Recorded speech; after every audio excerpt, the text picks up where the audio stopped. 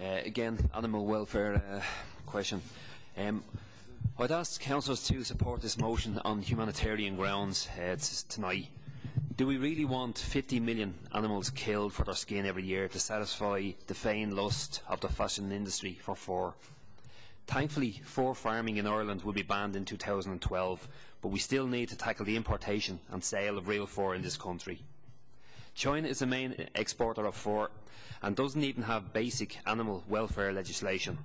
This shouldn't surprise us. If they're willing to oppress their own people, what chance do animal halves in a country such as that? The majority of animals raised for their fur in China are skinned alive.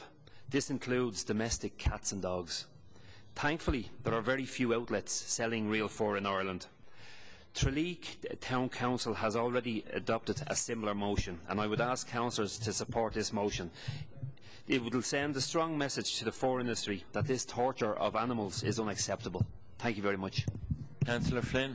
Thank you very much. I totally support this motion put forward by Councillor Perry. Recently I was attending the Dublin Viking Festival in Civic, which is heavily promoted by Dublin City Council, and it was very distressful to see a tent that was actually full of animal skins and pelts being put up for sale.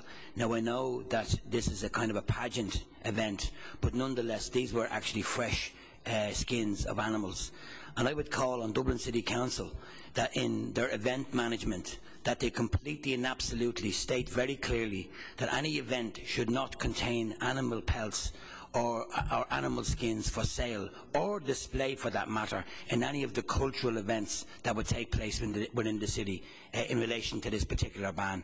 I think it shows, you know what I mean, a lack of foresight and a lack of forethought that, you know, children were staring at these pelts and their fathers and mothers had to actually remove them from the actual festival. And there was an open almost display as to how this procedure was actually carried out. And I don't find that entertaining. I don't find that something that we should promote. I think that Dublin City Council needs to step up onto the mark in relation to what they're promoting, and I think they have a very, very strong role to play here. Just in relation to the past comments of the city manager in relation to the individuals who control animals or don't control animals and welfare, I think it's important that this chamber does not demonise individuals. We're not the Garda Síochána. With all due respect, Lord Mayor, I think it's important to know that. To the motion. Could you speak to the motion you're speaking to? Speaking to the motion. I am speaking to the motion. I would also again relate back to the Dublin City Council Control of Horses Act. We need again to have a similar act in relation to this issue. Not only did we actually pass the motion, but we enact some measure of bylaws, and I can see that affecting the way Dublin City Council. Okay, thank you. Councillor O'Shea. Thank you very much, Lord Mayor. I'm sure, like everybody here, you know, we've got hundreds of emails from all parts of the world in relation to this motion, and I think there's a bit of misunderstanding about it. The motion is calling for a ban on the importation and sale of real fur in the jurisdiction of Dublin City Council. And my question to the manager is, I mean, I don't think you can do this by bylaw, and surely what we should be asking for is primary legislation to ban the importation and sale of real fur. And from the emails I received, you know, from all over the place, the impression was given that Tralee Urban District Council has banned, you know, the importation and sale of real fur. Now, like, I know that Kerry is a kingdom, but I don't think that they have the power to make such laws. And it's just that I think that, you know, we need to be careful about this and not to be raising people's expectations.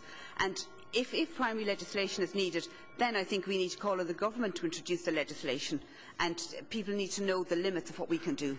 Thanks very much. Thank you. Finally, Councillor Costello.